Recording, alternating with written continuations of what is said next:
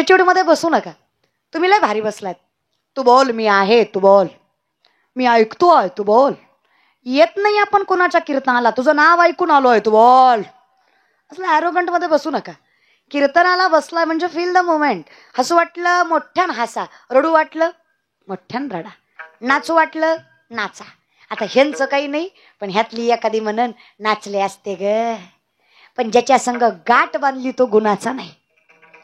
त्याला जर कळलं नाचत होती कीर्तनात, तर घरी गेल्या गेल्या कीर्तन घेईल माझं. घरी गेल्या गेल्या म्हणीन लई संतीन आलती मंडपात तुझ्या अंगात, तू ये घरी तुझी महाराजीन काढितो. माय मला नवल वाटतं माणसांचं. माहित आहे, आमचं आयुष्य असं झालंय, देवाला मानणारा माणूस मूर्ख आहे आणि देवाला न मानणारा माणूस शहाणा आहे. अवघड झालं नाही का? ज्याने अखंड ज्ञानेश्वरीचं चिंतन केलं तो अनएज्युकेटेड आहे. एखादा 4 शब्द इंग्लिश बोलतो तो वेल एज्युकेटेड आहे. नसतं रे दादा. माझे माऊली म्हणले, सावध सांगे संतोषाला खोकड पुस्तकं वाचे. अरे पुस्तकं वाचून तर खोकडी शाणी होतात. तुम्हाला ज्ञानीच म्हणायचं असेल तर त्याला म्हणा, मोटकी देहाकृती उमटे, निज ज्ञानाची पहाट फुटे, सूर्या पुढे प्रगटे प्रकाश जायचा. व्यक्तीच्या अगोदर ज्याचं ज्ञान जन्माला येतं त्याला ज्ञानी म्हणावं. आणि याचं मूर्तिमंत उदाहरण, उपजता ज्ञानी हे वर्म जाणोनी, आले लोटांगणी चांगदेव. ज्ञान कशाला म्हणावं माहित आहे? ते चालते ज्ञानाचे प्रतिबिंब. ओतप्रोत ज्ञान म्हणजे ज्ञानोबा आहे. सर्वज्ञ, सर्वज्ञ याचा अर्थ, ज्ञानेश्वरी एक असा ग्रंथ आहे ज्यात तुम्हाला जगातल्या प्रत्येक प्रश्नाचं उत्तर, मग तो प्रश्न व्यवहारिक असू द्या, प्रापंचिक असू द्या, औद्योगिक असू द्या, आध्यात्मिक असू द्या, किंवा अजून कुठला, परिपूर्ण असणारी ज्ञानेश्वरी आहे. ज्ञानेश्वरी हा ग्रंथ नाही आहे. ज्ञानेश्वरी जीवन संपत्ती आहे जी तुम्हाला आम्हाला मिळाली. अरे नाही कळली ज्ञानेश्वरी तरी वाचा. तुम्हाला ज्ञानेश्वरी नाही कळली तरी चालेल. ज्ञानेश्वरीला तुम्ही कळालात तरी तुमच्या जीवनाचं कल्याण आहे. फक्त ज्ञानोबांना कळू द्या हे लेकरू माझं आहे. काही लागत नाही. फक्त तुळशी माळ गळा, गोपी चंदन टिळा, हृदयी कळवळा. मग मृत्यू सुद्धा विचार करतो, याला आपत्कालीन नेऊन चालणार नाही. याचं मरण मात्र नियतकालीनच. ज्याच्या गळ्यात तुळशीची माळ आहे ते मरत नाही. बघता काय? नाही मरत. मरत नाही म्हणजे मरत नाही असं मरत नाही, मरत नाही म्हणजे मरत नाही असं मरत नाही. मरण अटल आहे बघा. लल्लाटी जे लिहिले न पुसेगा काही केले. 5व्याच दिवशी सटवी माथ्यावर मृत्यू लिहिते. सटवीची ये राती जीविन विसंबिये वाती, तैसा ईश्वर निर्णय चित्ती वाहणे सदा.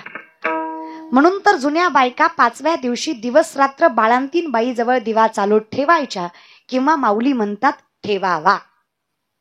आता राहिलं नाहीये.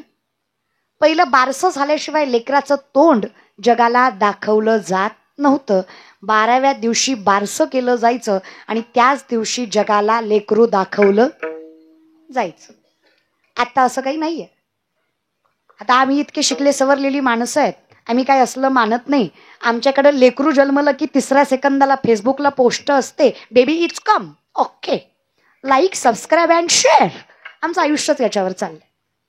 आपण सगळे, आम्हाला सुख दाखवायचं आहे, मिळवायचं. कळतंय का फरक? सुख दाखवणं वेगळं आणि मिळवणं.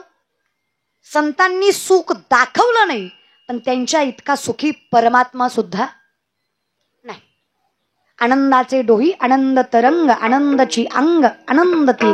हे तिथून ज्यांना मिळालं, हे मिळालं त्याचं कारण आहे, सदा नामोघोष करू तेने सदा चित्ता. वैष्णवाचा अधिकार आहे सुख. सर्व सुख ल्यालो सर्व. हे मिळालं कधी? सदा नाम अखंडितपणे. कुठं नाम घ्यावं? नाचत चौथ्याच्या कावागे थेरिया सुख ते येईल विसावा. तिथं गेलं की सुख मिळालं. कुठं गेलो? जाऊ देवाची या कावा, देव ते येईल विसावा. देवा सांगू सुख दुःख, देव निवारील भूक. तिथं गेलो आणि काही करायची गरज पडली, पण जोपर्यंत तिथं जात नाही तोपर्यंत कायम विचार आला, कोण दिवस येईल. एकदा तिथं गेलो की मग काय, व्रत, एकादशी, मार्ग, पंढरीचा, मग माझ्यासारखा लाभार्थी दुसरा नाही. देव कमीच करत नाही. लंका ही रावणाची नव्हती, लंका ही महादेवाची होती. लंकेचं स्थापत्य शंकराचं होतं. महादेवाच्या लंकेच्या वास्तुशांतीच्या पूजेला रावणाला बोलवलं होतं, कारण रावण जातीने ब्राह्मण आहे. शास्त्र, वेद, उपनिषद तोंड पाठ रावणाची एवढी सुंदर पूजा मांडली. असे शुद्ध श्लोक म्हटले. आधीच शिव स्वभावाने भोळे, नाथबाबा सांगतात शिव भोळा त्याचे पाय माझे. असे भोळे असणारे शिव एवढी सुंदर पूजा बघून महादेवाला रावणाला म्हणले, काय मागायचं ते मागा. जगातला पहिला पुजारी वास्तुशांतीला आला आणि दक्षिणेत बंगलाच घेऊन गेला. कळलं त्याला, कळलं. लंका होती कोणाची, झाली कोणाची, टिकली का? लोकांचं घेतल्यावर टिकत नसते. कळलं त्याला, कळलं महाराज बरं का.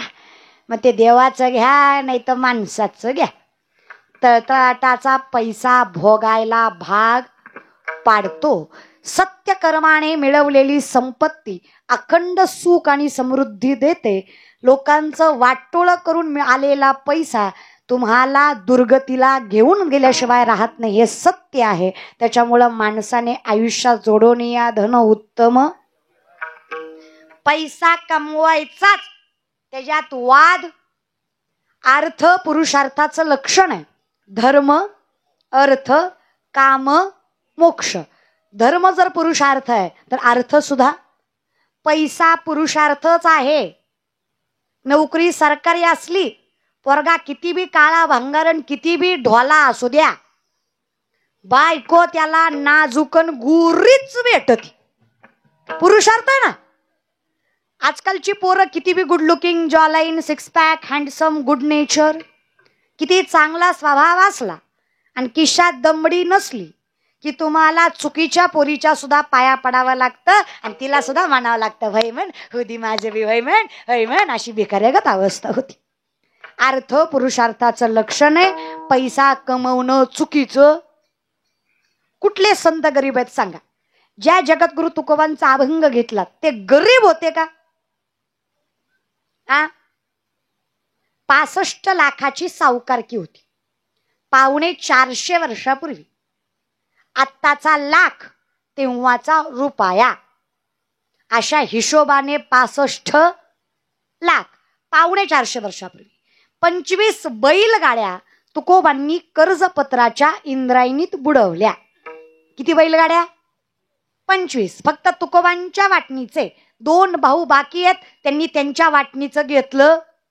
फक्त जेवढ्यावर स्वतःचा अधिकार आहे तेवढं बुडवलं. एका कागदावर अशा 10-20 एकरी जमिनी घाण होत्या. अशा कागदाच्या 25 बैलगाड्या. या जगातले शेतकऱ्यांचं कर्ज माफ करणारे पहिले महापुरुष जगद्गुरु तुकोबाराय, तो श्रीमंत वारकरी संप्रदाय. सगळ्यात पहिल्यांदा शेतकऱ्याचं कर्ज जगद्गुरु तुकोबांनी माफ केलं आणि मग छत्रपतींना ही संकल्पना आली. डोक्यात घ्या, व्यक्तिमत्व श्रेष्ठ तेव्हाच होतं जेव्हा त्यांना गुरु प्रबळ भेटतो. माऊली म्हणतात बघा, द्वैताची झाडणी गुरुविन ज्ञान तया कैचे कीर्तन. कसं कीर्तन करणार सांगा ना? सोपं विचारते. चिकलठाणकर, ज्याला घरातला बाप कळला नाही त्याला पंढरीचा बाप कळणार आहे? हा बोलच. ज्याला घरातली माय कळली नाही त्याला पंढरीची माय कळणार आहे? अवघड आहे ग माय. मला नवल वाटतं परमार्थाचं. 10 दिवस गणपती बुडवताना बाबूराव बसवायचा कशाला? उपकार करता देवावर. नवरात्राचे उपवास, दसऱ्या दिवशी बोकड, देवी कुपती म्हण, पोत्यात घालून हाणला पाहिजे सांगणारा ना ऐकणारा दोन्ही पण. असला परमार्थ करायचा?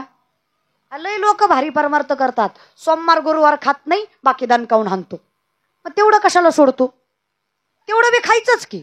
तुम्हाला असं वाटतं का सोमवार गुरुवार देव बघतो आणि बाकीचे डोळे झाकतो, तो खामी बघत नाही, तो खामी बघत नाही, असं करतो का देव?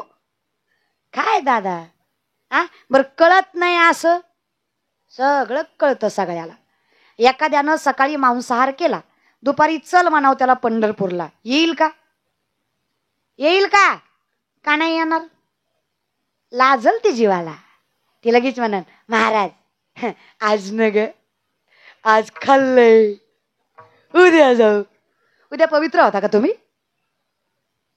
तुम्हाला असं वाटतं का चंद्रभागेत आंघोळ केली की सगळंच पाप जातं? चंद्रभागेत पाप तेवढंच जातं जेवढं तुम्ही नकळत करता. जे तुम्ही आवर्जून केलंय ती चंद्रभागा धूत. तुम्ही मुदाम आईबाप हाणले चंद्रभागेत जाऊन आंघोळ करून आले, काय वाटतं बरं तुम्हाला? केले कर्म झाले त्याची उपजले मेले, असलं चुकीचं वागून नाही परमार्थ होत. विनंती माझी, विचार करा की जरा. जगाला फसवाल पण तुमच्या आत असणाऱ्या परमात्म्याचं काय? 5 वर्षाची मुक्ताई जेव्हा ज्ञानदादांना ताटी उघडायला सांगते, माऊलींनी विचारावं मुक्ताबाईंना, का ग मुक्ता, पायदळी अन्न तुडवलं, तोंडावर दरवाजे बंद केली, शुद्धीपत्रासाठी मायबापाला देहांत प्रायश्चित्त द्यायला लावलं, एवढं करूनही यांचं मन भरलं नाही. आजही संन्यासाची पोरं म्हणून हिणवतात. वाईट वाटतं ग. आणि कोणासाठी? त्यापेक्षा मी जगाच्या मालकाला एकरूप व्हावं आणि माझं आयुष्य थांबवावं. या लोकांसाठी कशाला जगायचंय? मुक्ताईनं सांगावं, ज्ञानदादा लोकांसाठी जगायचं नाहीये. विचार करा, या लोकांच्या वागण्याचा तुम्हाला एवढा त्रास होत असेल तर या लोकांच्या वागण्याचा त्या लोकांच्या आत असणाऱ्या परमात्म्याला किती त्रास होत असेल. त्या परमात्म्यासाठी ती लोक सुधारणं गरजेचं आहे. तुम्हाला त्या समाजासाठी नाही ज्ञानेश्वरी सांगायची, तुम्हाला त्यांच्या आत असणाऱ्या परमात्म्याला सुख देण्यासाठी ज्ञानेश्वरी सांगायची. ज्या दिवशी तुम्हाला कळेल ना तुम्ही कोण आहात, त्या दिवशी चुकीच्या मार्गावर जाणार. माऊली म्हणले, मला कळलं देवा, माझ्या जीवीची आवडी पंढरपुरा, माझी सुरुवातही तू आणि शेवटही या ज्ञान भक्ती सहज बघतो एक वटला मज, तोची मीही केवळ तुझ श्रुतही आहे. तुझ्या दारी आलो आणि कळलं तू कोण आहेस. तू कोण आहेस कळल्यावर कळलं मी कोण आहे. मी कोण आहे कळल्यावर कळलं तू आणि मी वेगळा नाहीये. अवतार पांडुरंग नाव ठेविले ज्ञानी, आवाज आरती ज्ञान राजा, महाकैवल्य तेजा, सेवती साधू संत, मनोवेदिला माझा. तुझाच अवतार आहे, महाविष्णूचा सखा माझा. आणि जर मी तुझाच अवतार आहे तर काय अवघड आहे अवघाची संसार. कारण आम्हाला माहित आहे, नामा म्हणे केशवराजा, केला नियम.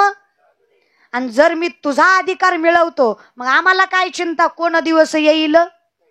पण जोपर्यंत मला माझीच ओळख होत नाही तोपर्यंत मला चिंता आहे कोण दिवस येईल. सगळ्यात मोठी चिंता, देह जाईल जाईल त्याशी काळोबा खाईल, जाईल जाईल त्याशी देह, देह जाईल जाईल त्याशी काळोबा खाईल, त्याशी काळोबा खाईल, काळोबा खाईल, काळोबा खाईल, काळोबा खाईल.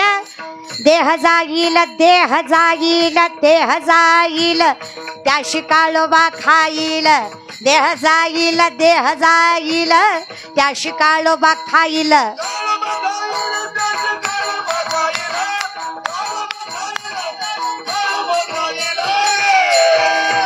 देह जाईल जाईल,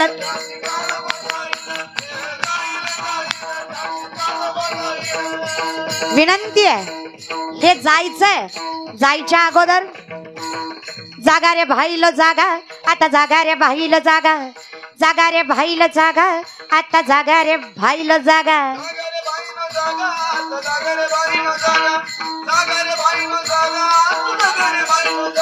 चोर निजल्या नाडोनी भागा भागा, आता जागा रे भाईल जागा.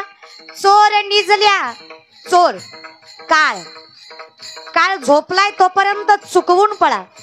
चोर निजल्या नाडोनी भागा, आता जागा रे भाईल जागा, जागा रे भाईल जागा, आता जागा रे भाईल जागा, जागा रे भाईल जागा, आता जागा रे भाईल जागा.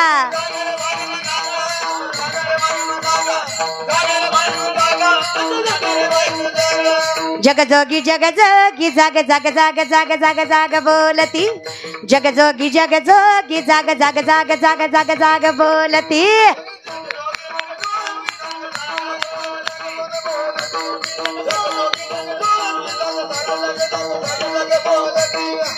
जागा व्हायचंय.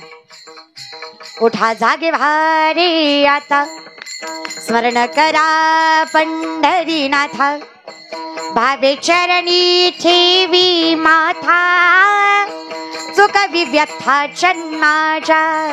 उठा जागे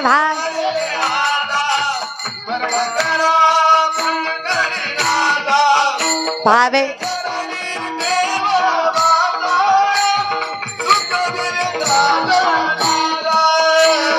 वासुदेव वासुदेव म्हणा तुम्ही, वासुदेव वासुदेव म्हणा, वासुदेव वासुदेव म्हणा म्हणा तुम्ही, वासुदेव म्हणा.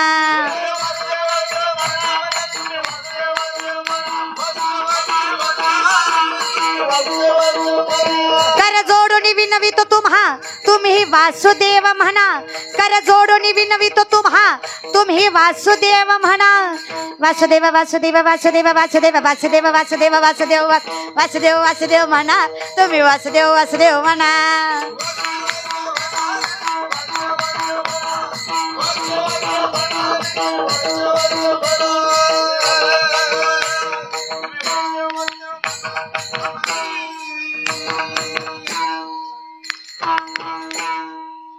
वासुदेव वासुदेव म्हणा रे तुम्ही, वासुदेव वासुदेव म्हणा.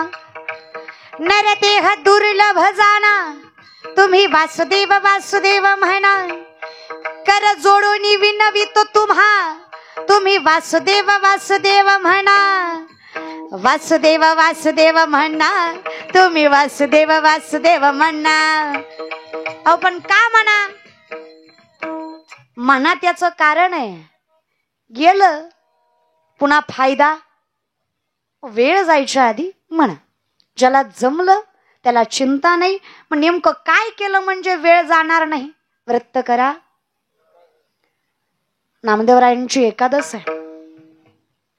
पांडुरंग परमात्म्याने ब्राह्मणाचं रूप घ्यावं आणि किती प्रबळ एकादशी माझा नामा करतो याची परीक्षा करावी. दारात येऊन उभं राहावं नामदेवरायांच्या.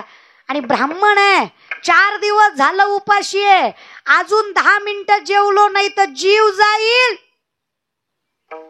पोटाला भाकरी. नामदेवराय म्हणले आज एकादश आहे, आमच्या घरात आज अन्न शिजत नाही. बर का, एकादशीला खातो ती लक्ष देऊ नाही का?